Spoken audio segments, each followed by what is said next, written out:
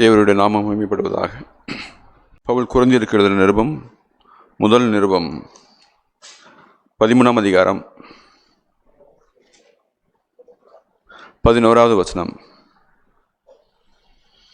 நான் குழந்தையாய் இருந்தபோது குழந்தையைப் போல பேசினேன், குழந்தையைப் போல சிந்தித்தேன், குழந்தையைப் போல யோசித்தேன்.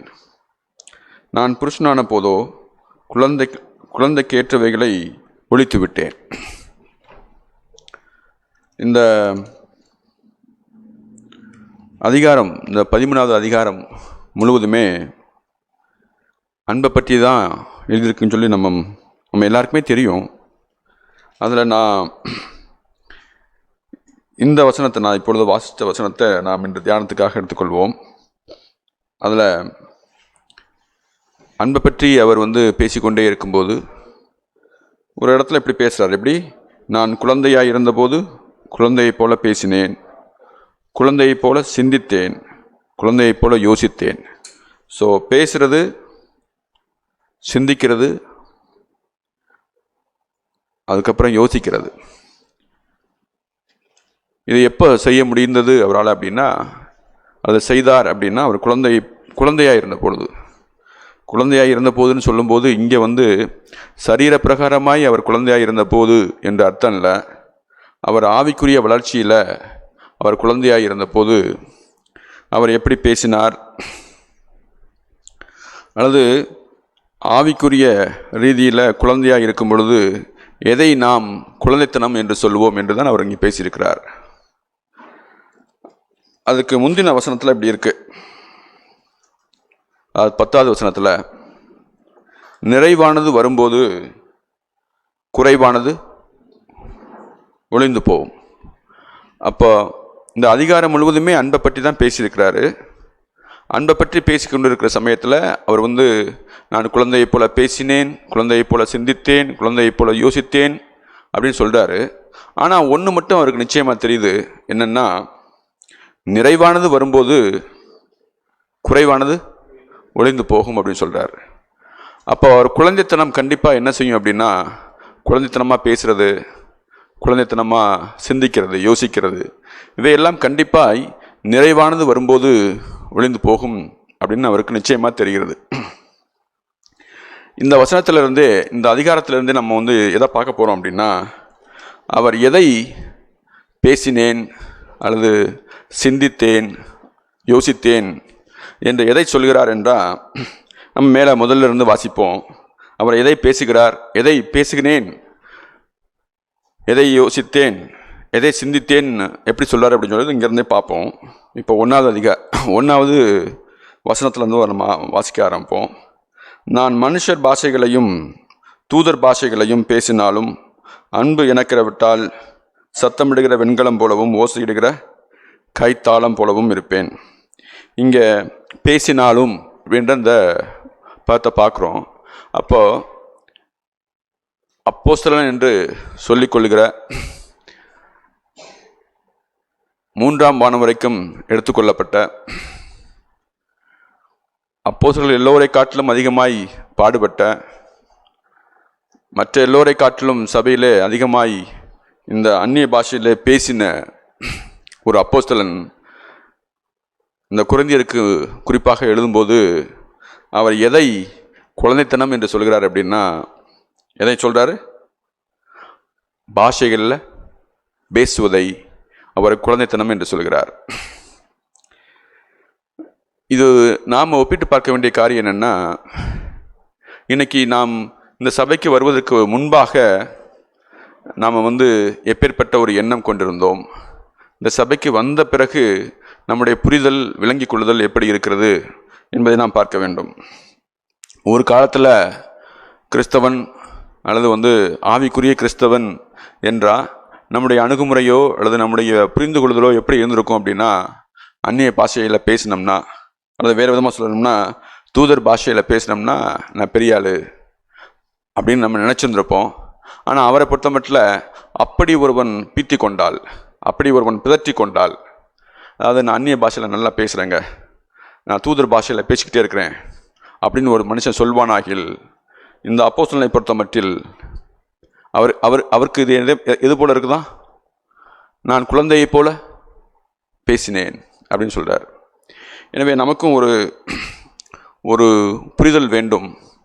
அன்பை பற்றி பேசும்போது இந்த அப்போஸ்தலன் 11வது வசனத்தில் நான் குழந்தையாக இருந்தபோது குழந்தையைப் போல பேசினேன் அப்படின்னா, நான் ஏற்கனவே சொன்னது போல் அவர் சரீர பிரகாரமாய் வயதில் அவர் சின்ன பிள்ளையாக இருக்கும்போது பேசுனதல்ல, ஆவிக்குரிய ரீதியில் அவருடைய வளர்ச்சியில் அவர் குழந்தையாக இருந்தபோது இப்படி அந்நிய பாஷையில் பேசுகிறத பார்த்த உடனே அவர் பெருசாக நினச்சார்.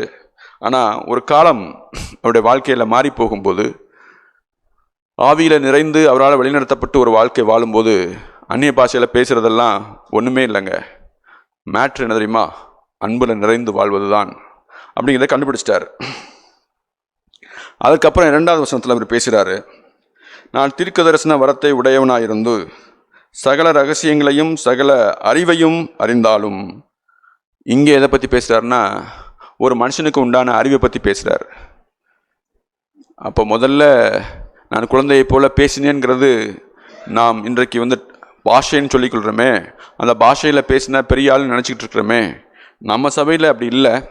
பட் அப்படி கிறிஸ்தவ வட்டாரத்தில் யாரேனும் ஒருவர் அப்படி நினைத்தா நாம் அவருக்கு தயவாக சொல்ல வேண்டியது என்னென்னா, நீங்கள் குழந்தை போல பேசுகிறீங்க. கொஞ்சம் வளர்ச்சி அடைந்த கிறிஸ்தவனாய், ஆவிக்குரிய ரீதியில் முதிர்ச்சி அடைந்தவராய், தேறினவராய் நீங்கள் பேசணும் அப்படின்னு நம்ம சொல்ல தெரியணும். 2வது வசனத்தில் அப்படி இருக்குது, நான் தீர்க்கதரிசன வரத்தை உடையவனாக இருந்தும் சகல ரகசியங்களையும் சகல அறிவையும் அறிந்தாலும். அப்படின்னா முதல்ல இப்போ அந்நிய பாஷையை பற்றி பேசியாச்சு. அதுக்கடுத்து நம்ம எல்லாருக்கும் தெரிஞ்சிருக்கப்படி நீங்கள் எல்லாம் இந்த கிறிஸ்தவ சேனல்களை நீங்கள் பார்த்தீங்கன்னா ஒரு மிகப்பெரிய ஊழியமே போயிட்டுருக்கு. என்ன ஊழியம்னா, நான் தீர்க்கதரிசனம் உரைக்கிறேன் என்ற ஊழியம் போயிட்டே இருக்கு. அப்போ தீர்க்கதரிசனம் உரைக்கிறத நம்ம வாஞ்சிக்கிறவர்களாக இருந்தாலும், அதில் மேன்மை பாராட்டினாலும் நாம் எப்படிப்பட்டவர்கள்? நான் குழந்தையை போல இருக்கிறோம். எதில்? நம்முடைய கிறிஸ்தவ வாழ்க்கையில். அப்போ இதெல்லாம் பெருசு இல்லையா பிரதர் அப்படின்னு கேட்டிங்கன்னா, இதெல்லாம் பெருசு தான். ஆனால் இதெல்லாம் குழந்தைகள் பேச்சு. இதெல்லாம் குழந்தைகள் சொல்லிக்கொள்கிறது. நான் தீர்க்கதரிசனம் பேசுவேன், தீர்க்கதரிசனம் சொல்லுவேன் அப்படின்னா, அதெல்லாம் இப்போ முக்கியமே இல்லை. அதை காட்டில் முக்கியமானது எதுவும்? அன்பு. சரி, அதிலே எழுதியிருக்கு, சகல ரகசியங்களையும் சகல அறிவையும் அறிந்தாலும். தீர்க்கதரிசனம் தான் அப்படி சொல்கிறான்னா, இந்த வேதாகமத்தில் எனக்கு வெளிப்படுத்தப்படாதே ஒன்றுமில்லை, சகல ரகசியங்களையும் சகல அறிவையும் அறிந்தாலும். அப்போ கூட எனக்கு அதனால் ஒன்றுமே பிரயோஜனம் இல்லைங்க. இதுதான் பிரயோஜனம்? அன்பு தான் பிரயோஜனம். அப்போ இதெல்லாம் நான் அந்நிய பாஷையில் பேசுகிறது, நான் தீர்க்கதரிசனம் உரைக்கிறது, அல்லது ரகசியங்கள் எல்லாம் அறிந்து கொள்ளும்படி எனக்கு அறிவு இருக்கிறது, இதெல்லாம் இப்படிலாம் யாராவது பேசினா அவங்க ஒத்துக்கொள்கிறாங்களோ இல்லையோ, நாம் புரிந்து கொள்ள வேண்டிய ஒரு விஷயம் என்னென்னா, அவர்கள் குழந்தைத்தனமாக இருக்கிறார்கள். அதனால் அவர்கள் இப்படி பேசிக்கொள்கிறார்கள். நாம் ஒன்றும் புரிந்து கொள்ளணும், விளங்கி கொள்ளணும். எப்படின்னா, அவர்களை நம்ம கிரிட்டிசைஸ் பண்ணணும்னு தேவையில்லை. நாம் ஒன்று செய்யணும், அன்பே பெரியது அப்படின்னு சொல்லி அவர்கள்ட்ட விளங்கி இருக்கணும். இது எப்போ நம்ம விளங்கும் அப்படின்னா, நான் எல்லாத்தையும் செய்ய, ஒருவேளை நான் ஞானம் உடையவனாக இருக்கலாம், நான் அந்நிய பாஷை பேசுகிறவனாக இருக்கலாம், தீர்க்கதரிசன வரம் உடையவனாக இருந்து தீர்க்கதரிசனம் சொல்லலாம், நான் சகல அந்த ரகசியங்களையும் அறியக்கூடிய அறிவு கூட எனக்கு இருக்கலாம். இதனால் என்னுடைய ஊழியம் பெருகலாம், சபையில் மக்கள் சுழல் கூட்டமாய் கூடலாம். ஆனாலும் ஒரு மனுஷன் உண்மையிலே தன்னுடைய வாழ்க்கையில் உண்மையாக இருந்தாப்பினா அவர் கண்டுபிடிப்பார், இன்னும் என்னுடைய வாழ்க்கையில் வெறுமையாக இருக்கிறேனே. இதெல்லாம் நடக்கும். ஆனாலும் தன்னுடைய ஊழியத்தில் வெறுமையாக இருக்கிறேனே அப்படின்னு பார்க்க முடியும். அது எப்போ பார்க்க முடியும் அப்படின்னா, நான் இவ்வளவு அதாவது மேடையில் ஏறி நின்று பேச ஆரம்பித்தா மணிக்கணக்காக நல்லா பேச முடியும். இந்த வேதாகமத்தில் ஆதி ஆகமத்திலேருந்து கடைசி வரைக்கும் உள்ள எதையேனும் ஒரு வசனத்தை எடுத்து நீங்கள் இதுக்கு குறித்து வியாக்கியானம் சொல்ல முடியுமான்னா என்னால் பேச முடியும். தேவன் மறைத்து வைக்கிற அதிசயங்களை பற்றி அல்லது ரகசியங்களை பற்றி பேச முடியும்னா பேச முடியும். ஆனால் உங்களுடைய வீட்டில் உங்களால் அன்பாக இருக்க முடியுமா? உங்களோட வீட்டாரே சத்துருன்னு எழுதியிருக்கு, உண்மைதான். ஆனால் அதே வேதாகமத்தில் மத்தேயு 5:44 உங்களுடைய சத்துருவை சிநேகியுங்கள் அப்படின்னு எழுதியிருக்கு. ஆக எனக்கு நான் இப்போ வீட்டில் நான் குறை சொல்ல முடியும். சும்மாவா எழுதியிருக்கு பைபிளில்? உன் வீட்டாரே உனக்கு சத்துருன்னு இப்படியும் சொல்லிக்கிற முடியும். ஆனால் அதே பைபிளில் உன் சத்துருவை சிநேகின்னு எழுதியிருக்கே, ஆண்டவராக இயேசு கிறிஸ்து சோதிக்கப்படும் போது இப்படி சொல்லுவார் இல்லையா, இப்படியும் எழுதியிருக்கிறதே அப்படின்னு சொல்லி எனக்குள்ள நான் அப்படி சொல்லிக்கிற முடியுமா?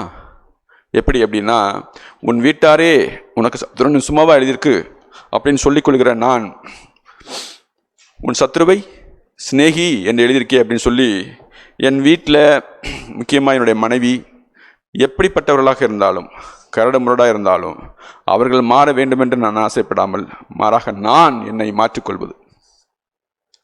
இது நடக்காத வரைக்கும் நான் வெளியில் எந்த பேர் வாங்கினாலும் சரிதான், பிரயோஜனம் ஒன்றுமே இல்லை. நான் எவ்வளவோ வைராக்கியம் பாராட்டலாம். எந்த அளவுக்கு வைராக்கியம் பாராட்டலான்னா, நான் கிறிஸ்துவுக்காக என்னுடைய சரீரத்தையே சுற்றறிக்க கொடுக்கலாம், அவ்வளோ வைராக்கியம். எந்த அளவுக்கு தெரியுமா, நான் ஊரே சாப்பிடும்படி என்னுடைய ஆஸ்திகளெல்லாம் என்ன செய்ய முடியும், விற்று அன்னதானம் போட முடியும். என் பேர் என்ன, எப்பேற்பட்ட பேர் பார்த்தியா, நான் சாதாரண ஆள் நினைக்கிறியா, இப்படிலாம் சொல்லிக்கிற முடியும். ஆனாலும் என் வீட்டிலுள்ள என் மனைவியோடு, என் வீட்டிலுள்ள என் மக்களோடு என்னால் அன்பு செய்ய முடியலன்னா, ஏதேனும் காரணம் காட்டி நான் குறை கண்டுபிடிக்கிற மனுஷனாக இருந்தா என்னுடைய கிறிஸ்தவ வாழ்க்கை வீண். என்னுடைய கிறிஸ்தவ வாழ்க்கையில் ஒரு பிரயோஜனமும் இல்லை. நான் இன்னும் குழந்தையாகத்தான் இருக்கிறேன் ஆவிக்குரிய ரீதியில். நான் வேணால் வயசில் வளர்ந்துருக்கலாம், நான் வேணால் இங்கே என்ன செஞ்சுருக்கலாம் அப்படின்னா மற்றவங்க எல்லாரையும் காட்டிலும் வயசில் மூத்தவங்களாக இருக்கலாம். ஆனாலும் என்னுடைய கிறிஸ்தவ வாழ்க்கை அந்த அந்த அந்த அப்போஸ்தலர் பவுல் பார்ப்பது போல் என்னால் பார்க்க முடிஞ்சுன்னா நான் சொல்லுவேன், ஆண்டவரே உமக்கு முன்பாக நீர் என்னை நியாயம் தீர்ப்பீராகில் என்னுடைய வாழ்க்கை 0, ஒன்றும் இல்லை. ஏன்னா அன்பில்லாத ஒரு வாழ்க்கை 0. இதை நான் புரிஞ்சு கொள்ளாத வரைக்கும் நான் கிறிஸ்துவுக்காகவே வைராக்கியம் பாராட்டுகிறவனாக இருப்பேன். கிறிஸ்துவுக்காகவே வைராக்கியம் பாராட்டி கிறிஸ்துவே கொள்ளுகிறவனாக இருப்பேன். யார் இருந்தது? இதே பவுல் தான். இந்த பவுல் இந்த நிருபத்தை எழுதுறதுக்கு முன்னாடி சபை தேவனுக்காக வைராக்கியம் பாராட்டுகிறேன் என்று சொல்லி அவர் என்ன செஞ்சார்? அவர் கிறிஸ்தவர்களை கொள்ளுகிறவராக இருந்தார், சிறைப்பிடிக்கிறவராக இருந்தார். எனவே ஒன்று மட்டும் தெரிஞ்சு கொள்வோம், நான் வெறுமனே சும்மா சபை வைராக்கியம் மாத்திரம் பாராட்டுகிறவனாக இருந்தால் என்னுடைய வாழ்க்கை 0.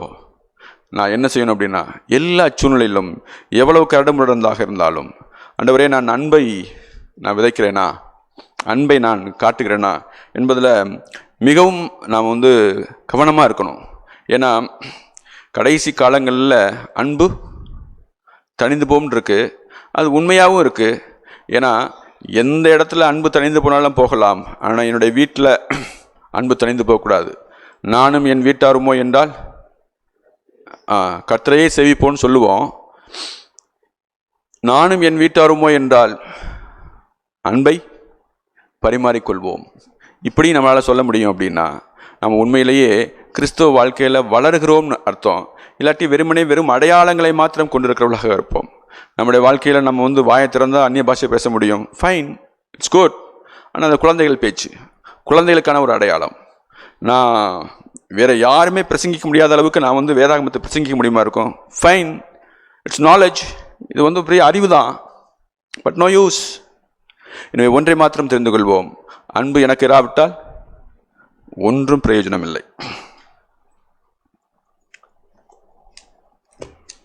ஓகே, அதிலே எழுதியிருக்கு. 10வது வசனத்தை வாசிப்போம். நிறைவானது வரும்போது குறைவானது. இப்போ எதெல்லாம் குறைவானதுன்னு நம்ம பார்த்தோம். சாரி, அதை நான் திரும்பவும் சொல்கிறேன். குறைவானது எதுனா தீர்க்க தரிசனம் குறைவானது, நம்முடைய அறிவு குறைவானது. எதெல்லாம் ஒளிந்து போகும் அல்லது ஓய்ந்து போம்? தீர்க்க தரிசனம் ஓய்ந்து போம், பாஷைகள் ஒளிந்து போம், நம்முடைய அறிவு அதுவும் ஒளிந்து போம். அப்போ என்னதான் நிற்கும்? கடைசியில் எது மிஞ்சும்? அன்பு மாத்திரம்தான். இப்போது அதில் எழுதியிருக்கு நிறைவானது வரும்போது அப்படின்னா, இதெல்லாம் குறைகள் அப்படின்னா நிறைவானது என்னவா தான் இருக்க முடியும்? அன்புன்னு பேசுகிறோம். என்னை பொறுத்த மட்டும் இந்த அதிகாரத்தில் அவர் நிறைவானது குறைவானதுன்னு சொல்லும் பொழுது, குறைவானது இதுன்னா கண்டிப்பாக நிறைவானது எதுவாக தான் இருக்க முடியும்? எதுதான்? அன்பு தான். எனவே இந்த அன்பு மனுஷனுடைய அன்பு கிடையாது, தேவனுடைய அன்பு அல்லது தெய்வீக அன்பு ஒரு மனுஷனுக்கு வரும்போது அப்போதான் நம்மளால் என்ன செய்ய முடியும் அப்படின்னா, 4வது வசனத்தை வாசிக்கிறேன் பாருங்களேன். இந்த தெய்வீக அன்பு இல்லாமல் இந்த காரியங்கள்லாம் எனக்கு சாத்தியமாகாது. எதெல்லாம்? அன்பு நீடிய சாந்தமும் தயவும் உள்ளது. சாந்தம்னு கூட போடலை, எப்படி சாந்தமா? நீடிய சாந்தமும் தயவும் உள்ளது. ஆண்டவராக இயேசு கிறிஸ்து அவரை பற்றி சொல்லும்போது, என்னிடத்தில் கற்றுக்கொள்ளுங்கள் அப்படின்னு சொல்லும்போது உன்னை சொல்லுவார், என்னது? நானோ சாந்தமும் மனத்தாழ்ச்சியுமாக இருக்கிறேன். அதில் முதல்ல இதுதான் சாந்தம்தான். இங்கேயும் அன்புக்கு உரிய ஏகப்பட்ட குணாதிசயங்களை பற்றி பேசியிருக்க அன்பை பற்றி. அதில் முதல் இது சாந்தம். எப்படிப்பட்ட சாந்தம்? நீடிய சாந்தம். சரி, இப்போது நான் சாந்தமாக இருக்க முடியுதா அப்படின்னா, நான் இதை இன்னைக்கு பேசலான்னு சொல்லி நான் முடிவெடுத்து இதை குறித்து நான் யோசிச்சுட்டே இருக்கும்போது முயன்று பார்த்தேன். ஆனால் நான் சொன்னேன், ஏன்டா என்னை கோவப்படுத்துறீங்க? எப்படி என்னால் சாந்தமாக இருக்க முடியல. அதுக்கு நான் என்ன சொன்னேன்? ஏன்டா இப்படி கோவப்படுத்துறீங்க என்னைய அப்படின்னு சொன்னேன். இன்னைக்கு காலையில் காலேஜுக்கு போனதுலேருந்தே ஒருத்தராக வர ஆரம்பிச்சிட்டாங்க. இப்படி பண்ணுறாங்க அப்படின்னு. அன்பு என்ன செய்யுமா? அதை வாசிக்க பாருங்களேன். ஓகே, நீடிய சாந்தமும் தயவும் உள்ளது, அன்புக்கு பொறாமை இல்லை, அன்பு தன்னை புகழாது, இருமாப்பாயிராது, அயோக்கியமானதை செய்யாது, தற்பொழிவை நாடாது, சினமடையாது, தீங்கு நினையாது, அநியாயத்தில் சந்தோஷப்படாமல் சத்தியத்தில் சந்தோஷப்படும். 7வது, சகலத்தையும். அதான் எனக்கு இன்னைக்கு போராட்டமே. காலேஜில் ஒவ்வொருத்தரும் அப்படியே இப்படி செய்யலாமா அப்படி செய்யலாமா அப்படின்னு சொல்லி என்னை தூண்டும்போது, எனக்கு இப்போ நியாயப்பிரகாரம், அதாவது சரியானதை செய்கிறதா, சரியானதுக்கு மேலே போய் ஒன்றை செய்கிறதா? எப்படின்னா, என்கிட்ட சொல்கிறவங்க நியாயமானதை சொல்கிறாங்க, அவங்களுக்கு இழைக்கப்பட்டது அநீதின்னு எனக்கு தெரியுது. இப்போ என்ன செய்கிறது அப்படின்னா, நான் சொன்னது பொறுமையாக போயிருங்க அப்படின்னா வர ஒவ்வொரு இடத்துலையும் நான் சொல்லிகிட்டே இருந்தேன். அவங்களுக்கு என் மேலே ஒரு மரியாதை இருக்கிறதுனால, சரி நீங்கள் சொல்கிறீங்க, நான் பொறுமையாக போகிறோம், ஆனால் இதை நம்ம கேட்க தான் செய்யணும், நம்ம இதுக்கு கேட்டு தான் ஆகணும் அப்படிலாம் சொல்கிறாங்க. உண்மை என்னென்னா, உண்மையிலே தெய்வீக அன்பு நம்மக்கிட்ட இருந்துச்சுன்னா, நிறைவானது வரும்போது குறைவானது என்ன செய்யுமா? ஒளிந்து போகும். குறைவானது எது? மனுஷீக அன்பு. நிறைவானது எது? தேவ அன்பு. அந்த தெய்வீக அன்பு நமக்குள்ளே வரும்போது நம்மளால் அன்பின் கிரியைகளை செய்ய முடியும். அன்பு என்ன செய்யும்? இப்போ தான் வாய்ச்சோம், இப்படி நம்மளால் என்ன செய்ய முடியும்? இருக்க முடியும். எனவே இந்த மாதிரி ஒரு பண்புகளை நம்ம வீட்டில் வெளிப்பட முடியும்னா, நம்ம வீட்டில் சமாதானம் இருக்குமா? சமாதானம் இருக்காதா? நாம் அடிக்கடி எரிச்சல் அடைவதும் அதுக்கு காரணம் மற்றவர்களை காண்பிப்பதுமா இருந்தால், இன்னும் நம்ம என்ன செய்யலை அப்படின்னா, ஏதேன் தோட்டத்தை விட்டு வெளியே வரவே இல்லை. ஏன் அப்படி சொல்கிறேன் அப்படின்னா, அந்த ஏதேன் தோட்டத்தில் நடந்த முதல் சீனில் என்ன தான் நடந்துச்சு? ஒருத்தரை குறை சொல்கிறது தான் நடந்துச்சு. நானும் அன்பு கட்ட முடியாமல், நானும் ஒருத்தரை இன்னும் அந்த ஃபஸ்ட் சீன், கோர்ட்டில் நடந்த ஃபஸ்ட் சீன் அதையே தான் திரும்ப ரிப்பீட் பண்ணிட்டே இருந்தேன். நான் என்னோடய வாழ்க்கையில் நான் எங்கே கிறிஸ்தவ வாழ்க்கையில் வளர்ந்தேன்னு சொல்ல முடியும்? நான் எதையெல்லாம் காண்பிச்சு நான் பெரியவன்னு சொல்லிக்கிற முடியும்? அதெல்லாம் தேவையே இல்லை நமக்கு. சரி, ஸோ அதனால் நான் இப்படி நான் உணர்ந்து கொண்டேன். அதாவது நிறைவானது வரும்போது அப்படின்னு இந்த சாப்டரை பொறுத்த மட்டும் நான் இப்படி புரிந்து கொண்டேன். எப்படின்னா, நிறைவானது வரும்போதுன்னா அது தேவ அன்பு வரும்போது நாம் கண்டிப்பாக என்ன செய்ய மாட்டோம்? இந்த மாதிரி காரியங்களெல்லாம் செய்யாமல் அன்பு என்ன செய்யுமோ அதை செய்வோம். அந்த தேவ அன்புங்கிறது நான் இப்படி புரிந்து கொண்டேன். எப்படின்னா, ரோமருக்கு எழுதின நிருபம் 5:5, ரோமருக்கு எழுதின நிருபம் 5:5, மேலும் நமக்கு அருளப்பட்ட பரிசுத்த ஆவியினாலே தேவ அன்பு நம்முடைய இருதயங்களில் ஊற்றப்பட்டிருக்கிறபடியால். பரிசுத்தாவி நமக்கு அருளப்பட்டாச்சு. அப்படி பரிசுத்தாவி அருளப்பட்டா என்ன இருக்கா நமக்குள்ள? தேவ அன்பு ஊற்றப்பட்டிருக்கு. அப்போ தேவ அன்பு ஒரு மனுஷனுடைய வாழ்க்கையில பரிசுத்த ஆவியை பெற்றுக்கொண்டதுனால ஊற்றப்பட்டிருக்கும் போது மாத்திரம்தான் அந்த மனுஷன் என்ன செய்ய முடியும் அப்படின்னா, இப்படி நான் தண்ணீரை திராட்சரசமாக்குனது நம்முடைய வாழ்க்கையில் அற்புதம்னு சொல்லிக் கொள்ளுகிறோம். ஆனால் அதை காட்டில் மிகப்பெரிய அற்புதமே என்ன தெரியுமா? நம்முடைய வாழ்க்கையில், நம்முடைய வீட்டில் ஒருத்தரோட ஒருத்தர் அன்பாக இருக்கிறது தான். ஆண்டவராய் இயேசு கிறிஸ்துவை நாம் இந்த உலகத்திற்கு அறிக்கை செய்யணும்னா நாம் ஒருவரோடு ஒருவர் அன்பாக இருந்தாலும் ஐக்கியப்பட்டிருந்தாலும் அதுவே மிகப்பெரிய. இந்த பாருங்களேன், இந்த கூட்டத்தில் இருக்கிறவங்க எல்லாரும் ஒருத்தரோட ஒருத்தர் எப்படி அன்பாக இருக்காங்கன்னு பாருங்களேன். இந்த வீட்டில் இருக்கிறவங்களாம் ஒருத்தரோட ஒருத்தர் எவ்வளவு அன்பாக இருக்காங்களே பாருங்களேன் அப்படின்னு சொல்லி பேசாமலே நம்மளால் என்ன செய்ய முடியும் அப்படின்னா ஒரு சுவிசேஷத்தை அறிவிக்க முடியும். அதுக்கு பேர் அன்பின் சுவிசேஷம். இது மாதிரி நம்மளால் இருக்க முடியுமான்னு யோசிச்சு பார்ப்போம். அப்போ நான் இப்படி தான் புரிந்து கொண்டேன். இந்த சாப்டரில் இந்த பகுதியில் நிறைவானது வரும்போது அப்படின்னு சொல்லும்போது நான் நினச்சிக்கிட்டது, தேவ அன்பு அந்த பரிசுத்த ஆவியின் மூலமாய் நம்முடைய இருதயங்களில் ஊற்றப்படும் போது அசாத்தியமான காரியங்களை நம்மளால் என்ன செய்ய முடியும். நான் இப்போது குழந்தைத்தனமான பேச்சு அப்படின்னு சொல்லி பேசும்போது நான் 2 பகுதியில் அதை நான் பேச விரும்புகிறேன். அதாவது என்னென்னா,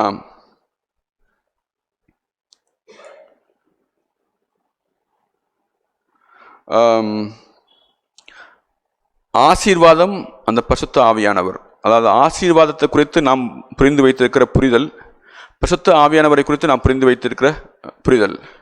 இன்னைக்கு உலகத்தில் நீங்கள் எங்கே போய் கேளுங்க, சபைகளில் ஆசீர்வாத கூட்டங்கள் நடத்துவாங்க. ஆசீர்வாதங்கள்னு சொல்லிக்கொள்ளாத இடமே இல்லாத அளவுக்கு ஆசீர்வாதம் சொல்லுவாங்க. இப்போ என்னுடைய பேச்சு என்னுடைய கேள்வி என்னென்னா, நீங்கள் உங்களை பொறுத்த மட்டில் ஆசீர்வாதம் என்று எதை நீங்கள் நம்புகிறீர்கள், எதை விசுவாசிக்கிறீர்கள்? ஆண்டவராய் இயேசு கிறிஸ்து நம்மை பார்த்து அவர் சொல்கிறாரு, இதுதாயா ஆசீர்வாதம் சொல்லி அவர் சொல்லி வச்சுருக்கிறாரு. அது நமக்கு சொல்லி வச்சுருக்கிறாரு. ஆனால் உண்மையிலே அதை ஆசீர்வாதம்னு எடுத்துக்கொண்டோமா என்னன்னு தெரியல. இதுதான் ஆசீர்வாதம்னு சொல்லி புரிந்து கொண்டு இப்படிப்பட்ட ஒரு வாழ்க்கை வாழ்கிறோமா என்னன்னு தெரியல.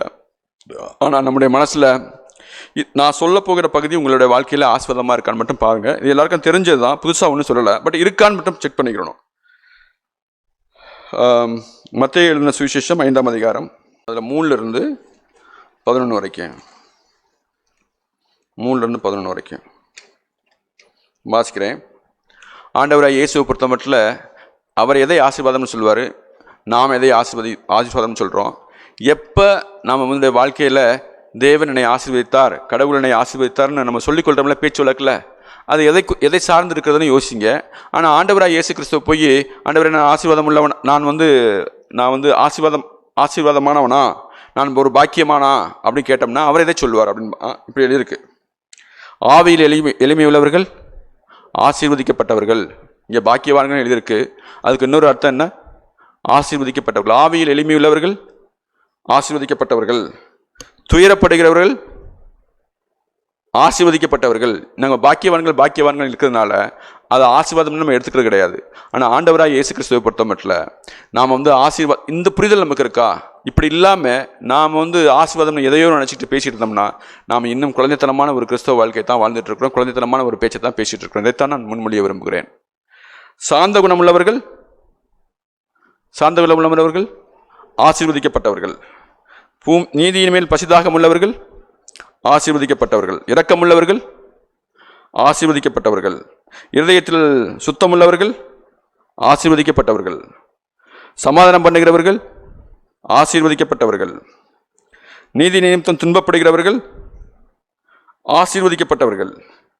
என் நிமித்தம் உங்களை நிந்தித்து துன்பப்படுத்தி பலவிதமான தீமையான மொழிகளையும் உங்கள் பேரில் பொய்யாய் சொல்வார்களானால் நீங்கள் ஆசீர்வதிக்கப்பட்டவர்கள். இந்த ஆசீர்வாதத்தை சுதந்திரித்துக் கொள்வதற்கு நாம் தீவிரமாக இருக்கிறோமா? இல்லாட்டி நம்முடைய வாழ்க்கையில் வேறு ஏதேனும் ஒரு காரியத்தை நம்ம பேசிக்கொண்டு அதுதான் என்னுடைய வாழ்க்கையில் ஆசீர்வாதம், தேவன் என்னை ஆசீர்வதித்திருக்கிறார் பார்த்தீங்களா அப்படின்னு சொன்னோம்னா, இல்லை சபையை தேவனை ஆசீர்வதிக்கிறது பார்த்தீங்களா அப்படின்னு சொன்னோம்னா நாம் இன்னும் குழந்தைத்தனமாக பேசிகிட்டு இருக்கிறோம். இன்னும் ஆவிக்குரிய வாழ்க்கையில் ஒரு முதிர்ச்சி அடைந்த ஒரு கிறிஸ்தவனை நம்ம பேச தெரியல நமக்கு. ஆனால் பவுலுக்கு தெரிஞ்சிருக்கு, கொரிந்தியர்களுக்கு தெரியல. கொரிந்தியர்களுக்கு அதனால் ஒரு அதிகாரமே, ஒரு கடிதமே அவருக்கு எழுத வேண்டியதாகி போச்சு. நான் இதை யோசிச்சுட்டு இருக்கும்போது இதையும் நான் யோசிச்சு பார்த்தேன். லூக்கா எழுதின சுவிசேஷம் 12ஆம் அதிகாரம் 19-20 ஒரு ஐஸ்வர்யவான் என்ன செய்வா அப்படின்னா, தனக்கு விளைந்ததை அவர் சேர்த்து வைக்கணும்னு நினைப்பார். அவர் சேர்த்து வைக்கணும்னு நினைக்கும் போது தன்னுடைய களஞ்சியங்களை இடித்து பெரிதாக கட்டணும்னு நினைப்பார். அப்புறம் அவர் சொல்லுவார் தன்னுடைய ஆத்மாவை பார்த்து, நீ வாட்டுக்கு பேசாமல் உட்காந்துருக்கலாம், அப்படியே நம்ம வாட்டுக்கு தலைமுறையாக நமக்கு என்ன செய்யலாம், நம்ம சேர்த்து வச்ச பேங்க் டெபாசிட்லேருந்து வட்டி வந்துகிட்டே இருக்கும், நம்ம நல்லா சாப்பிடலாம். இப்படி சொன்னால் அது நம்ம இப்படி நம்முடைய வாழ்க்கையில் நடந்துருச்சுன்னு வச்சுக்கோமே, நம்ம உடனே என்ன சொல்லுவோம், என்னை தேவன் அபரிவிதமாக ஆசீர்வதித்தார்னு சொல்லுவோம். ஆனால் அந்த ஆசீர்வாதத்தை தேவன் தன்னுடைய பார்வையில் அவர் சொல்றார். என்ன அதுக்கு பேர் என்னவா? அப்படி யாராவது பேசினா அதுக்கு பேர் என்ன சொல்லியிருக்காரு? மூடனே சொல்லியிருக்காரா? மூடனே, ஃபூல் அப்படி சொல்லியிருக்காரு. இதுதான் நம்முடைய ஆஸ்வாதமான யோசிச்சு பார்ப்போம். ஒரு முறை நம்ம எல்லாருக்கும் தெரிஞ்சதை தான் நான் திரும்ப கூட்டிட்டு காண்பிக்கிறேன், மற்றது புதுசாக ஒன்றும் இல்லை. ஒரு முறை ஆண்டவராக இயேசு கிறிஸ்து பேதுருவுக்காக ஜெபம் பண்ணுவார். அவர் எல்லாருக்காக ஜெபம் பண்ணல, அந்த குறிப்பிட்ட சமயத்தில் பேதுருக்காக ஜெபம் பண்ணுவாப்புல. அப்போ சாத்தான் சுலகினால் உன்னை புடைப்பதற்கு என்னிடத்தில் என்ன செஞ்சுக்கின்றான்? உத்தரவு பெற்றுக்கொண்டான். இப்போ நம்மளா இருந்தால் என்ன சொல்லிப்பா, அப்போ நீங்கள் என்ன செஞ்சீங்க அப்படின்னு கேட்போம். நீங்கள் அது வேணான்னு சொல்லிட்டீங்களா இல்லையா? இல்லை வேணாம்னா சொல்லலை, நான் புடைக்கணும்னு சொல்லிட்டேன். என்ன ஆண்டவரை இப்படி பண்ணிட்டீங்களே நீங்கள். ஆனால் ஆண்டவராக இயேசு கிறிஸ்து எப்படி ஜெபம் பண்ணுவாராம்? எது அவரை பொறுத்த மட்டும் அவர் குழந்தைத்தனமாக யோசிக்கலை. அவர் முதிர்ந்தவராய், ஆவியில் வளர்ந்தவராய், தேர்ந்தவராய் என்ன சொல்லுவார் அப்படின்னா, அவன் புடைச்சிட்டு போகிறேன், ஆனால் நான் உன்னுடைய விசுவாசம் விழுந்து போகாதபடிக்கு என்ன செஞ்சுக்கிட்டேன்? ஜெபம் பண்ணிக்கிட்டேன். இது ஆவிக்குரிய ஒரு கிறிஸ்தவன் செய்ய வேண்டிய காரியம். எப்படி அப்படின்னா, எனக்கு எந்த விதமான சோதனையே வரக்கூடாது, சோதனையே இல்லாத ஒரு வாழ்க்கை வாழ்ந்துடணும்னு சொல்லி நம்ம பேசினோம்னா அல்லது ஆண்டவர்கிட்ட ஜெபிச்சோம்னா அவர் சொல்லுவார், இன்னும் சின்ன பிள்ளையாவே இருக்கிறீங்களே, இன்னும் சின்ன பிள்ளையாவே இருக்கிறீங்களே அப்படின்னு சொல்லுவார். ஏன் அப்படின்னா, இந்த பவுலையே சொல்லுவார், அந்த காலத்தை பார்த்தால் போதர்களாக இருக்க வேண்டிய நீங்கள் இன்னும் என்ன செய்றீங்க? குழந்தைகளாக இருக்கிறீங்களே அப்படின்னு சொல்லி வருத்தப்படுவார். அதுபோல் ஆண்டவராக இயேசு கிறிஸ்து இந்த சபையில் நம்ம நிறைய பேர் இருக்கிறோம். நம்மளெல்லாம் கேட்டோம்னா இங்கே எத்தனை வருஷம் பிரதர் ஆச்சு அப்படின்னு கேட்டால் என்ன சொல்லுவோம்? 10 வருஷம் ஆச்சு பிரதர், 15 வருஷம் ஆச்சு பிரதர், சபை ஆரம்பிச்சதுலேருந்து இங்கே தான் பிரதர் இருக்கிறேன். என்ன பிரதர் பேசிக்கிறீங்க? பேசும்போது இப்படி பேசிக்கிறீங்களா அப்படின்னு கேட்டால், இல்லை பிரதர், ஆண்டவர் என்னை ஆசீர்வதிச்சுக்காரு பிரதர். எது பிரதர் ஆசீர்வதிச்சுக்காரு? நான் இப்போ சொன்னேன் அந்த லிஸ்ட்டில் இருக்கிறீங்களா இல்லை வேறு லிஸ்ட்டில் இருக்கிறீங்களா? யோசிச்சு பார்ப்போம். எனக்கு தெரிஞ்சு புதிய ஏற்பாட்டில் அல்லது புது உடன்படிக்கையின் சத்தியத்தில் ஒரே ஒரு மனுஷன் இப்படி பேசினார். ரோமர் எழுதின நிருபம் 5ஆம் அதிகாரம் 4வது வசனத்தை வாசிங்க. ரோமர் எழுதின நிருபம் 5ஆம் அதிகாரம் 4வது வசனம் இப்படி எழுதியிருக்கு, உபத்திரவங்களிலேயும் மேன்மை பாராட்டுகிறோம். எனக்கு தெரிஞ்ச கிறிஸ்தவ வாழ்க்கையில் உபத்திரவத்தில் மேன்மை பாராட்டுற ஒரு அப்போஸ்தலன் யாரு? இந்த பவுல். எனவே நம்முடைய வாழ்க்கையில் நம்ம குழந்தைத்தனமாக பேசுகிறோமா, குழந்தைத்தனமாக யோசிக்கிறோமா, குழந்தைத்தனமாக தான் சிந்திச்சுட்டு இருக்கோமா அப்படிங்கிறதுக்கு இவைகள்லாம் ஒரு அடையாளம். நான் இப்படி வாசிச்சுட்டு இருந்தேன். லூக்கா எழுதின சுவிசேஷம் 9ஆம் அதிகாரம், லூக்கா எழுதின சுவிசேஷம் 9ஆம் அதிகாரம் 9:1-2.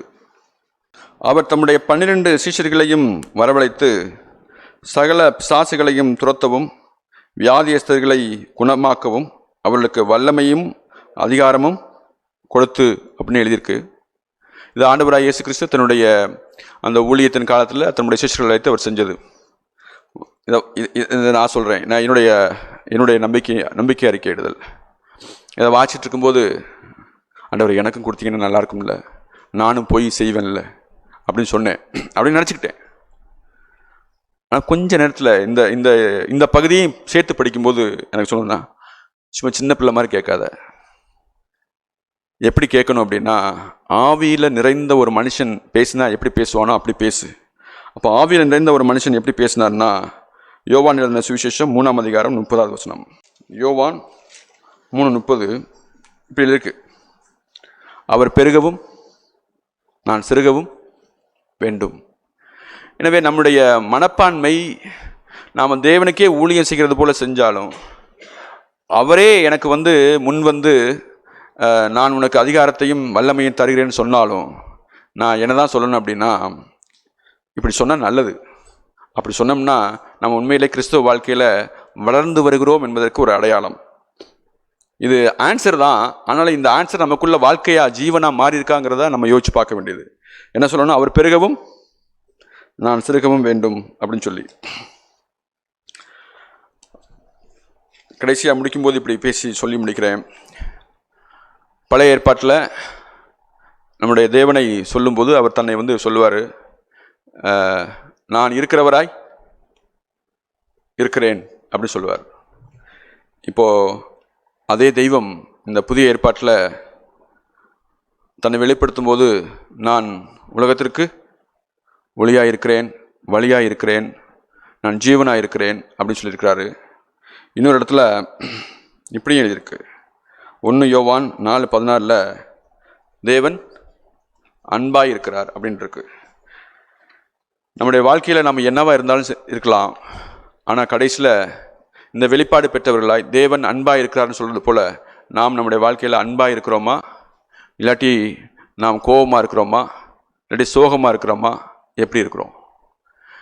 தேவன் அன்பாக இருக்கிறார் என்று சொல்லிக்கொள்வது போல நம்முடைய வாழ்க்கையில் நிறைந்து விளங்குவது அன்பாக இருக்கணும். அப்படி அன்பாக இருந்தோம்னா நாம் இன்னும் குழந்தைகளைப் போல யோசிக்காமல் சிந்திக்காமல் பேசாமல் நாம் ஒரு வளர்ந்த கிறிஸ்தவனைப் போல இருக்கிறோம் என்று அர்த்தம். தேவன் நம்மை ஆஸ்வதிப்பாராக. ஒருத்தர் கேட்டாரா, நீங்கள் உங்கள் மனைவியை நேசிக்கிறீங்களான்னு சொல்லிட்டு. ஆமாம், சத்துருக்களை நேசிங்கள்னு எழுதியிருக்கல அப்படின்னு சொன்னாராம்.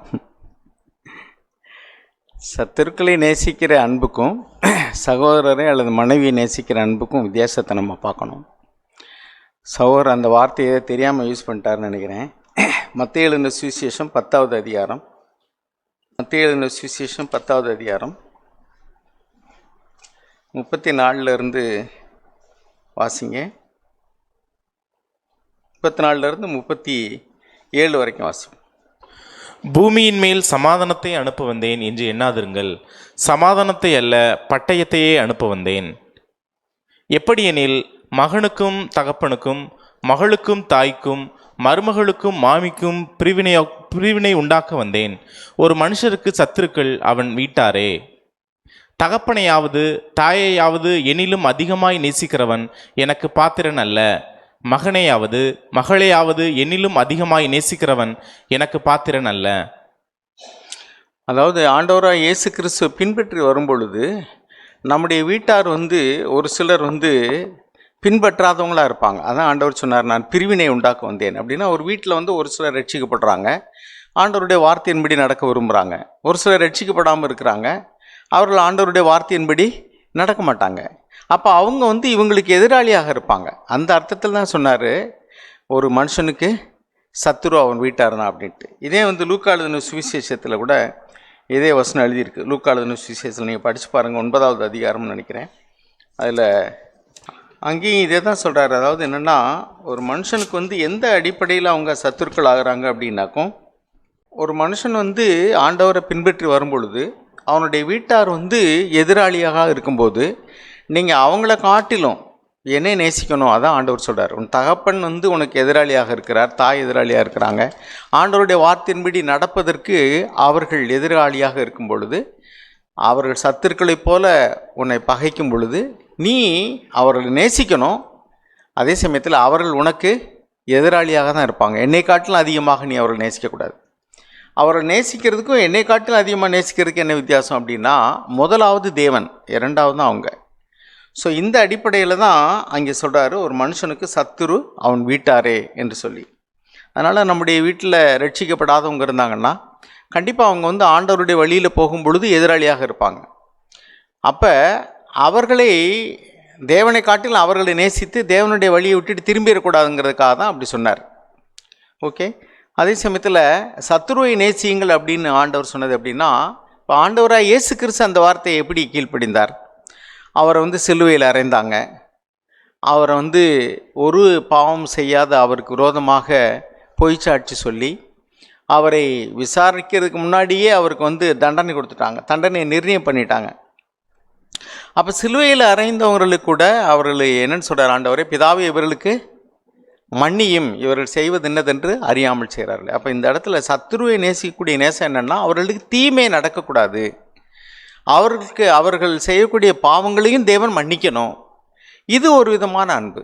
இது எப்படின்னா, சத்துருக்களை நேசிக்கக்கூடிய அன்பு என்னென்னா, அவர்களுக்கு எனக்கு பாவம் செய்த நிமித்தம், எனக்கு துரோகம் செய்வது நிமித்தம் அவர்களுக்கு ஒரு தீமையோ ஒரு பாதிப்போ வரக்கூடாது அப்படின்னு நினைக்கக்கூடியது சத்துருக்களை நேசிக்கக்கூடிய அன்பு. ஆனால் ஆண்டவராக இயேசு கிறிஸ்து தன்னுடைய சீஷர்களை நேசித்து அவர்களுக்கு என்னுடைய சமாதானத்தை நான் உங்களுக்கு தரேன்னு சொன்னார். இன்னொரு இடத்துல தன்னுடைய தாய் அந்த சிலுவையில் தொங்கிக்கிட்டு இருக்கும்போது என்னுடைய தாயை அழைத்து தன்னுடைய சீஷன் யோவான்கிட்ட சொல்லி, இதோ உன் தாய் என்று சொல்லி அவர்களுக்கு ஒரு ப்ரொவிஷன் கொடுக்குறார். ஆனால் சத்துருக்களுக்கு அந்த ப்ரொவிஷன் கொடுத்தாரா? ப்ரொவிஷன் என்ன? சத்துருக்களுக்கு தீமை நடக்கக்கூடாது, எனக்கு அவர்கள் துரோகம் செய்த நிமித்தம் அவர்களை நீங்கள் தண்டிக்கக்கூடாது, ஆண்டவரே பிதாவே அவர்களுக்கு மன்னிச்சிருங்கன்னு சொன்னார். இதுதான் சத்துருக்களை நேசிக்கிறது. அவர்களுக்கு ஒரு தீமை வரக்கூடாது, அவர்களுக்கு நல்லதே நடக்கட்டும். அப்படின்னு நினைக்கிறது. தீமைக்கு தீமை செய்யாது இருக்கிறது, அதுதான் சத்துருக்களை நேசிக்கிறது. தீமைக்கு தீமை செய்யாது இருக்கிறது, பழி வாங்காமல் இருக்கிறது, அந்த நம்மை பகைத்தவர்களுக்கு ஏதாவது ஒரு பாதிப்பு வரணும்னு நினைக்காம இருக்கிறது. இதுதான் சத்துருக்களை நேசிக்கக்கூடிய நேசம். ஆனால் தேவனை நேசிக்கக்கூடிய நேசம்ங்கிறது என்ன? அது அப்படி அல்ல. தன்னுடைய ஜீவனை காட்டிலும் முதலாவதாக எனக்கு தேவன், அப்புறம் சகோதரரை நேசிக்கிறது எப்படி? இரண்டாவதாக, தேவனுக்கு அடுத்தபடியாக இரண்டாவதாக சகோதரரை நேசிக்கிறது. ஆனால் இந்த அன்பில் அதுக்காக தான் இங்கிலீஷில் அந்த இதில் எபிரேய மொழியில் 4 வார்த்தை இருக்கும்பாங்க. Agape love, friendly love, wife's life, parents love, அது மாதிரி 4. இப்போ ஃப்ரெண்ட்ஸை நேசிக்கக்கூடிய அன்பு வேறு, அதே மாதிரிக்க தெய்வீக அன்புங்கிறது வேறு, மனுஷிகமாக கணவன் மனைவி அவங்கள நேசிக்கிறது வேறு, பெற்றோர்கள் பிள்ளைகளை நேசிக்கிறது வேறு. ஆக 4 விதமான கேட்டகரி அவங்க பிரிக்கிறாங்க. அகேப் லவ், தேவனை நேசிக்கிற அன்புக்கு தேவனுடைய அன்புக்கு அகேப் லவ்ம்பாங்க. சரி, இதில் இப்போ சகோதரர் போதித்த பகுதியிலே நீங்கள் பார்த்தீங்கன்னா, அன்பு திரளான பாவங்களை மூடும். 1 பேதுரு 4ஆம் அதிகாரத்தில் 8ஆம் வசனத்தில் வாசிக்கிறோம். இந்த 1 கொரிந்தியர் 13ஆம் அதிகாரத்தில் சகோதரர் பகிர்ந்து கொண்ட பகுதியில் பார்த்தீங்கன்னா, அன்பு திரளான பாவங்களை மூடும், இது மேன்மையுள்ளது. அன்பு இல்லாதவங்க என்ன செய்வாங்க? திரளான பாவங்களை வெளியரங்கமாக்குவாங்க. அதுதான் குறை உள்ளது, குழந்தைத்தனமானது. இது மேலானது. அதே மாதிரி 13ஆம் அதிகாரத்தில் வாசிக்கிறோம், 4வது வசனம், love is patient, love is kind and is not. வாசிங்க 4வது வசனம், அன்பு நீடிய சாந்தமும் தயவும் உள்ளது, அன்புக்கு பொறாமை இல்லை. ஓகே, அன்பு சொல்றான், பொறாமையா இருக்கிறோம் அப்படின்னா என்ன அர்த்தம்? அன்பு இல்லைன்னு அர்த்தம். அப்ப பொறாமைங்கிறது குறை உள்ளது. அன்பு வரும்பொழுது பொறாமை இருக்காது. அன்பு வரும்போது தன்னை புகழ மாட்டாங்க. அன்பு வரும்பொழுது இருமாப்பாக இருக்க மாட்டாங்க. ஸோ இதெல்லாம் குறை உள்ளது. இருமாப்பு, மற்றவர்களிடத்தில் தன்னை புகழ்ந்து பேசுவது, நீடிய சாந்தம் இல்லாமல் இருக்கிறது, தயவு இல்லாமல் இருக்கிறது, கைண்ட்னஸ் கிடையாது, இம்பேஷண்ட்டாக இருக்கிறோம், பொறுமை இல்லாமல் இருக்கிறோம். இது எல்லாமே குறை உள்ளது. அப்போ நிறைவானது வரும்பொழுது குறை உள்ளது அகன்று போயிடும். அப்படின்னா உண்மையான தெய்வீக அன்பு நமக்குள்ளே வந்துருச்சுன்னு சொன்னால் நம்ம இப்பொழுது எப்படி சாந்தம் உள்ளவங்களாக இருப்போம், பொறாமை இல்லாமல் அவங்கள நேசிப்போம், தன்னையே புகழாமல் மற்றவர்களை புகழுகிறவர்களாக இருப்போம், இருமாப்பாக இருக்க மாட்டோம். அதுக்கடுத்து பாருங்கள் 5வது வசனம் 6வது வசனம், அது எல்லாத்துலேயுமே நீங்கள் அப்படியே எடுத்து பாருங்கள். பியர்ஸ் ஆல் திங்ஸ், எல்லாத்தையும் பொறுத்து கொள்ள முடியும் அன்புள்ளவங்க. ஆனால் அன்பு இல்லாதவங்க அவங்களுக்கு பொறுமை இருக்காது, பொறுத்து கொள்ள முடியாது. ஸோ அதுக்கடுத்து லவ் நெவர் ஃபெயில்ஸ், அன்பு ஒரு காலம் ஒழியாது. ஏன் அன்பு மேன்மை உள்ளது அப்படின்னா அது ஒழியாது. இப்போ தீர்க்க தரிசன வரமும் குறை உள்ளது தான், அதே மாதிரி அறிவும் குறை உள்ளது தான். ஆக இந்த வரங்கள் எல்லாமே நம்ம இந்த பூமியில் எவ்வளோ பெரிய வரம் பெற்றவங்களாக இருந்தாலும் அது குறைவான வரம் தான், தேவனுக்கு நிகரானது அல்ல. இந்த அன்பெல்லாம் ஏன் ஒழிஞ்சு இந்த தீர்க்க தரிசன வரம்லாம் ஒழிஞ்சு போகுதுன்னு ஏன் சொல்கிறோம்னா, நம்ம பரலோகத்துக்கு போகும்போது இதுக்கு வேல்யூவே கிடையாது. எப்படி இந்த பூமியில் இருக்கக்கூடியதான இந்த பணத்துக்கெல்லாம் பரலோகத்தில் வேல்யூ இல்லையே, அதே மாதிரிக்க நாம் பரலோகத்துக்கு போகும் பொழுது அங்கே தேவனே நம்மோடு கூட இருக்க போகிறாரு. அங்கே தீர்க்க தரிசனம் தேவையில்லை, அங்கே போதிக்கிறது தேவையில்லை, அங்கே சுகமாக்குறது தேவையில்லை, அதே மாதிரிக்க அந்நிய பாஷை பேசுகிறது தேவையில்லை. அங்கே தான் முகமுகமாகவே நம்ம தேவனோடு கூட பிரசன்னமாக இருக்க போகிறோமே. ஸோ அங்கே போகும்போது இதுக்கு எதுக்குமே வேல்யூவே கிடையாது, எல்லாமே ஒழிஞ்சு போயிடும். அன்பு மாத்திரம் அங்கே இருக்கும் அப்படின்னு சொல்கிறார். அதனால தான் அன்பு ஒழிந்து போகாது, அதை கடைசியில் சொல்கிறார். ஆனால் அதே சமயத்தில் எப்படி எங்கெல்லாம் வரத்தை பற்றி பேசுகிறாரோ அங்கே தான் அன்பை பற்றி பேசுகிறார். 12ஆம் அதிகாரம் ஃபுல்லாக எதை பற்றி எழுதிடுறார் தெரியுமா? 1 கொரிந்தியர் 12 ஆவிக்குரிய, 13ஆம் அதிகாரம் ஃபுல்லாக அன்பு, 14ஆம் அதிகாரம் எப்படி ஆரம்பிக்குது பாருங்க, பேலன்ஸ் பண்றார். எப்படி பண்றார் பாருங்க. முதல் வசனம், அன்பை நாடுங்கள், ஞான வரங்களையும் விரும்புங்கள், விசேஷமாய் தீர்க்க தரிசன வரத்தை விரும்புங்கள். போதும். அப்புறம் என்ன சொல்றாரு? அன்பை நாடுங்க, ஆனால் தீர்க்க வரங்களையும் நாடுங்கள். அப்போ இது எல்லாமே வேணும். ஆனால் அதில் முதலாவது பிரதானமானது எதுனா அன்பு. அதுதான் அவர் சொல்ல வர்றது. என்னன்னா வரமும் வேணும். ஏன்னா வரம் மற்றவர்களுக்கு எடிஃபிகேஷனுக்காக. கீழே வாசிக்கிற பாருங்க, தீர்க்க தரிசனத்தை வரத்தை குறித்து என்ன சொல்றாரு பாருங்க. 3வது வசனம், தீர்க்க தரிசனம் சொல்லுகிறவனோ மனுஷருக்கு பக்தி விருத்தியையும் புத்தியையும் ஆறுதல் உண்டாக்கத்தக்கதாய் பேசுகிறான். அப்போ அந்நிய பாஷையில் அது பேசுகிறவன் சபைக்கு பக்தி விருத்தி உண்டாக்கும்படி நடக்குது. ஆனபடினால அன்பும் வேணும், வரங்களும் வேணும். ஆனால் இந்த வரங்கள் எல்லாம் பரலோகத்துக்கு போகும்போது அதுக்கு வேல்யூவே கிடையாது. அங்கே வரம் நமக்கு தேவையில்லை. இங்கே தான் வரங்கள்லாம் தேவை, ஒருத்தர் பக்தி விருத்தி உண்டாக பண்ணுறதுக்கு. ஆனால் அங்கே அன்பு, இங்கேயும் அன்பு இருக்கும், அங்கேயும் அன்பு இருக்கும். தேவனுக்கு நமக்குள்ளதான அன்பு. அதனால தான் அன்பை நாடுங்கள்னு சொல்கிறார். அருமையானவர்களே, சகோதரர் சொன்ன வார்த்தையை நம்ம ஆழமாக எடுத்துக்கிடுவோம். அருமையான நமக்கு வார்த்தை தான். அங்கே அந்த 4 விதமான அன்பை போடுங்க. ஒன்று ஸ்டார்கி, லவ் பிட்வீன் ஃபேமிலி, அதாவது குடும்பங்களுக்குள்ளே உள்ளதான அன்பு. அப்புறம் philia, friendship, love between friends, நண்பர்களுக்குள்ளே இருக்கக்கூடியதான அன்பு. 3வது eros, eroticism, love between a couple, கணவன் மனைவிக்குள்ள உள்ளதான அன்பு. அதுக்கடுத்து agape, unconditional love, that is love of God. அப்போ தேவனுடைய அன்பு நிபந்தனையற்ற அன்பு. ஸோ இப்படி என்ன அன்பு விதமாக 4ஆக பிரிக்கிறாங்க. ஆனால் இதில் எதுவுமே சத்துருக்கள் மேலுள்ள அன்பை பற்றி வருதா? இல்லை. அப்போ சத்துருக்களை நேசிக்கிற விதத்துக்கு ஆண்டவரே விளக்கமாக நமக்கு இருக்கிறார். அது என்ன அப்படின்னாக்கும், அவர்களுக்கு தீமை நடக்கக்கூடாது, பழிக்கு பழி வாங்கக்கூடாது. சத்துருக்களையும் நேசிங்கன்னா, இப்போ சத்துருக்களுக்காக, நம்ம பகைக்கிறவர்களுக்காக நன்மை செய்யுங்க, உங்களை நிந்திக்கிறவர்களுக்காக துன்பப்படுத்துறதுக்காக ஜெபம் பண்ணுங்கள் அப்படின்லாம் போட்டுக்கு நடத்தான். அதுதான் அன்பு. அவங்களுக்கு காட்டக்கூடிய அன்பு என்னன்னாக்கும், ஆண்டவரே எப்படியாவது அவங்க நல்லா இருக்கணும், இன்னும் கொஞ்சம் எனக்கு தீமை செய்யணும், அப்படி அர்த்தம் கிடையாது. அதுக்கு என்ன அர்த்தம்? ஆண்டவரே அவர்கள் அறியாமையினால் இதை செய்கிறாங்க, அவங்களுடைய கண்களையும் திறந்துருளுங்க, அவங்களுக்கு ரட்சிப்பை தாங்க, அவங்க மனம் திரும்பப்படி செய்யுங்க. எனக்கு எதுவும் அவங்க செஞ்ச தீமை நிமித்தம் அவங்களுக்கு எதுவும் ஒரு பழி, அவ்வளவு ஒரு தீமை, ஒரு பொல்லாப்பு, ஒரு தண்டனை அவங்களுக்கு வரக்கூடாது ஆண்டவரே. இதுதான் சத்துருக்களை நேசிக்கக்கூடிய அன்பு. அருமையானவர்களே, இந்த அன்பில் உள்ள வித்தியாசங்களை நம்ம தெரிந்து கொள்வோம். நம்ம வீட்டில் உள்ளவங்களை நேசிக்கும்போது, மனைவியை நேசிக்கும்போது விசேஷமாக, சத்துருவை நேசிக்கிறது போல் மனைவியை நான் நேசிக்கிறேன், ஏன்னா சத்துருவை நேசிக்கன்னு போட்டிருக்கல அப்படின்னா மனைவியை சத்துருவான்னு நினைக்கிறோம்னு அர்த்தம். அந்த அர்த்தத்தில் ஒரு மனுஷனுக்கு வீட்டார் சத்துருன்னு சொல்லவல்ல, இந்த அர்த்தத்தில் சொல்லியிருக்கு. அப்படின்னாக்கும் சத்தியத்தின் நிமித்தம் நாம் ரட்சிக்கப்பட்டு ஆண்டவரை பின்பற்றி வரும் பொழுது ரட்சிக்கப்படாத நம்முடைய வீட்டார் நமக்கு விரோதமாக பிரிந்திருப்பார்கள். அதான் ஆண்டவர் சொன்னார், நான் பிரிவினையை உண்டு பண்ண வந்தேன், சமாதானத்தை உண்டு பண்ணல. ஒரே குடும்பத்தில் பிரிந்திருப்பார்கள். காரணம் நிமித்தம் என்னென்னா, சத்தியத்தின் நிமித்தம். ஆண்டவராக இயேசு கிறிஸ்துவை பின்பற்றுபவர்களுக்கும் பின்பற்றாதவர்களுக்கும் உள்ள பிரிவினை. அவர்கள் நமக்கு சத்துருக்களை போல இருப்பார்கள். ஆனபடினால நீ அவங்க சொல்கிறத அவங்கள பிரியப்படுத்தணும், நான் நேசிக்கிறேன். இப்போ பாருங்க, மனுஷீக அன்புக்கும் தெய்வீக அன்புக்கும் உள்ள வித்தியாசம் என்னன்னா, தெய்வீக அன்பு உள்ளவங்க நான் நேசிக்கிறவர்களோ அவர்களை கடிந்து கொண்டு சிட்சிக்கிறேன். சில பேர் இப்படி சாந்தம் மனத்தாழ்மையும் ஆண்டவரை பற்றி பேசுனதுனால அப்போ சாட்டை எடுத்தோடனே அவர் சாந்தம் இல்லைன்னு அர்த்தமா? அப்படி கிடையாது. தேவன் என்ன சொல்கிறாரோ அது செய்வார், அதுதான் அவருடைய தாழ்மை. தாழ்மை என்ன? தேவனை கேட்பார், எதாக இருந்தாலும் தன் இஷ்டத்துக்கு செய்ய மாட்டார். தேவன் என்ன சொல்கிறாரோ அதை செய்வார். அதைத்தான் அவர் பின்பற்ற சொன்னார். எனவே சாந்த குணமுள்ள இயேசு அப்போ சாட்டை எடுத்தோன்னா அவர் சாந்த குணம் இல்லாதவர் ஆகிட்டாருங்க கிடையாது. மனுஷனுடைய யூகங்களும் மனுஷனுடைய முடிவுகளும் வேறு, தேவனுடைய இதுகளும் வேறு. இப்போ பிள்ளைகளை அடின்னு போட்டிருக்கு பைபிளில். பிள்ளை பிறம்பை கையாடாதவன் தன் மகனை பகைக்கிறான் அப்படி இருக்குது. அப்பப்பா ஆனால் நம்ம என்ன நினைக்கிறோம்? பிறம்பை கையாடாதவங்க நேசிக்கிறோம்னு நினைக்கிறோம். ஏன் பிறம்பை கையாடுறதில்ல? மனுஷியமாக அன்பு கூறும்போது நாம் பிறம்பை கையாடவே மாட்டோம். யார் அடித்தாலும், வாத்தியார் அடித்தா கூட நமக்கு பிடிக்காது. நம்மளே இப்போ பாருங்கள், கணவன் மனைவியில் கணவன் பிள்ளைகளை கண்டிக்க போவார்.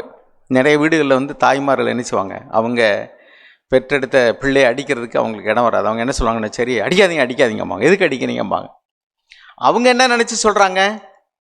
அன்பு கூற நினச்சா சொல்கிறாங்க. பிள்ளையை நேசிக்கிற அப்படின்னால, மனுஷிகமாக அன்பு கூற அப்படின்னால பிள்ளை அடிக்காதீங்க, அந்த பிள்ளைக்கு வலிச்சிடக்கூடாது, அந்த பிள்ளைக்கு ஒரு கஷ்டம் வந்துடக்கூடாதுன்னு நினைக்கிறாங்க. இதுவும் அன்பு தான். தகப்பன் எதுக்காக அடிக்கிறாரு?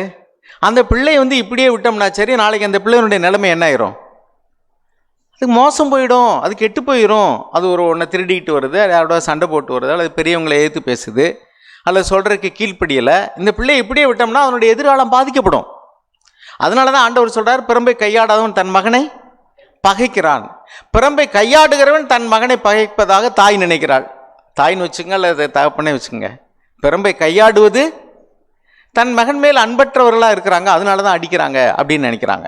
ஆனால் வேதம் என்ன சொல்கிறது? பிறம்பை கையாடாதவன் தன் மகனை பகைக்கிறான். அப்போ இந்த அன்புகளெல்லாம் நம்ம வேறு பிரித்து அறிய வேண்டி இருக்கிறது.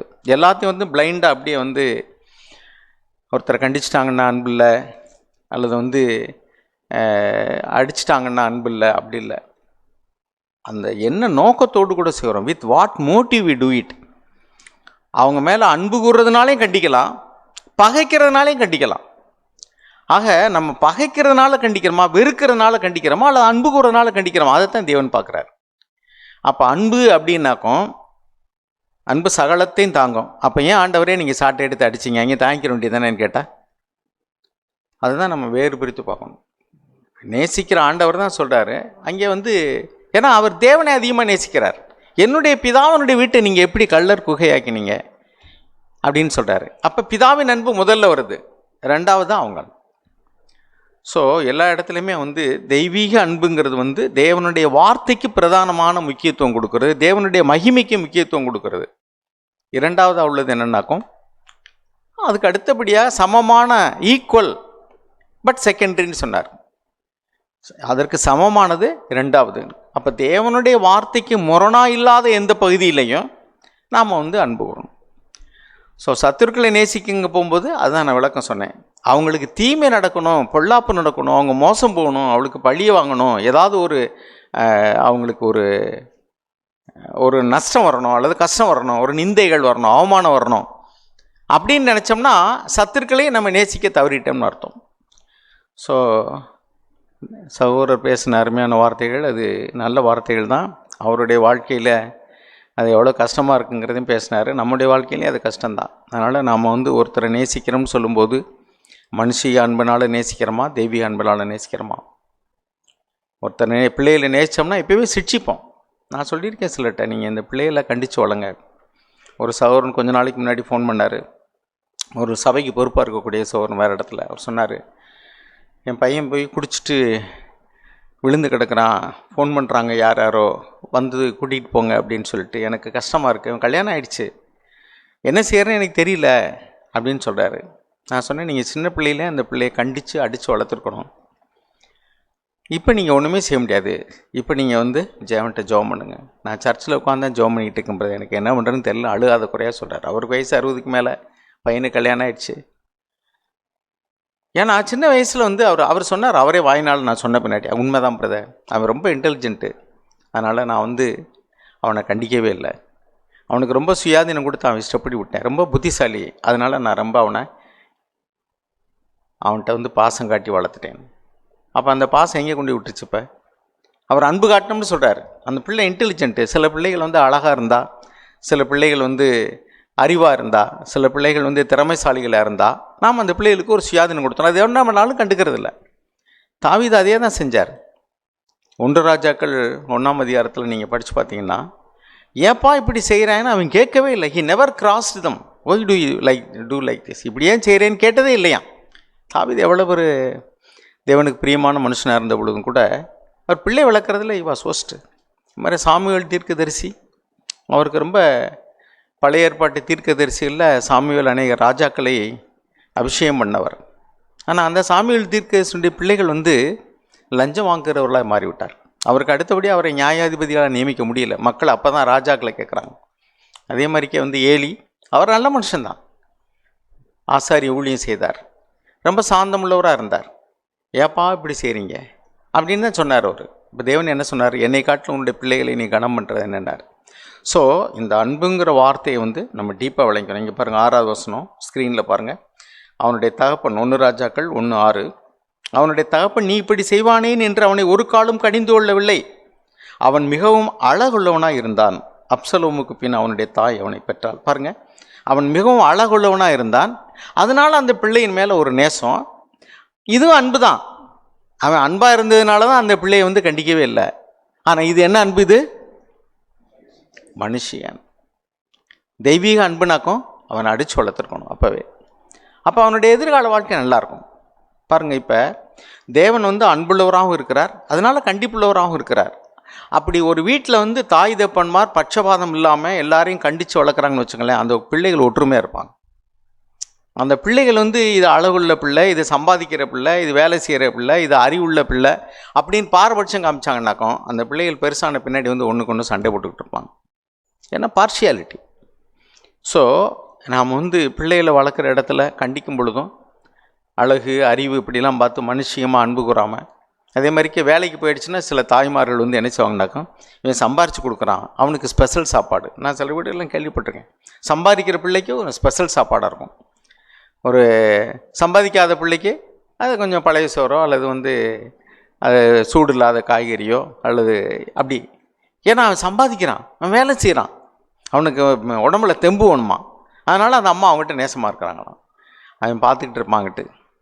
இன்னொரு சகோதரன் பார்த்துக்கிட்டே இருக்கும்போது, வா ஒரு நாள் ஒரு அன்றைக்கி நான் வச்சுக்கிறேன். பின்னாடி 2 பேரும் சம்பாதிக்கும்போது ஆளுக்கு ஒரு மாதத்துக்கு சாப்பாடு போடுங்கம்மாங்க சொல்லுவான். ஏன் அந்த மாதிரி தான் சம்பாதிக்கிறவனு நல்லா கவனிச்சிக்கல, அவன்கிட்ட நீ சாப்பிட வேண்டியதானே. இதெல்லாம் எப்படி வருது அப்படின்னாக்கும், by the partiality in love, அன்பு காட்டுறதுல பாரபட்சம். ஸோ நாம் வந்து எங்கே தெய்வீக அன்புள்ளவங்களாக இருக்கணுமோ அங்கே வந்து 2 இருக்கும். We will care for them and we will correct them. நம்ம அவங்க மேலே அக்கறை உள்ளவங்களாகவும் இருப்போம், அவங்கள டிசிப்ளின் பண்ணுவோம். பிள்ளைகளிடத்தில் அன்பு கூறுவரும் அவனை முந்தி சிக்ஷிக்கிறான். எனவே அந்த அன்பை நம்ம புரிஞ்சுக்கணும். அன்புன்னு பேசும் பொழுது மனுஷீக அன்பு, தெய்வீக அன்பு, அப்புறம் 4 வகையான அன்பு நம்ம பார்த்தோம். சத்துக்களை நேசிக்கக்கூடிய அந்த நேசம், இதுக்கெல்லாம் உள்ள வித்தியாசத்தை நம்ம தெளிவாக புரிஞ்சுக்கணும். அப்படி இல்லைனாக்கா ஐயோ அடிச்சிடக்கூடாது, என்ன பாவம் செஞ்சாலும் கண்டிக்கக்கூடாது. பவுல் ஒரு இடத்துல சொல்கிறாரு, 1 கொரிந்தியர் 5ஆம் அதிகாரத்தில், ரொம்ப இருமாப்பாக இருக்கிறீங்களேன்னு சொல்கிறாரு. இப்படிப்பட்ட பாவம் செய்தவனை கூட நீங்கள் கண்டிக்காமல் இருமாப்பாக இருக்கீங்களா. என்ன அர்த்தம் அப்படின்னாக்கா, நாங்கள் எவ்வளோ பொறுமையுள்ளவர்களாம் பார்த்தீங்களா, என்ன பாவம் செஞ்சாலும் நாங்கள் கண்டிக்கவே மாட்டோம், அவ்வளோ அன்பு எங்களுக்கு. ஏன்னா அன்பு திரளான பாவங்களை மூடும். சத்தியத்தை வந்து தெளிவாக விளங்கிக்கலைன்னா அந்த சத்தியமே நமக்கு வந்து பொய்யை விசுவாசிக்கத்தக்கதான கொடிய வஞ்சகமாக மாறிடும். Let us be careful. தேவன் நம் கண்களை திறந்தருள்வாராக.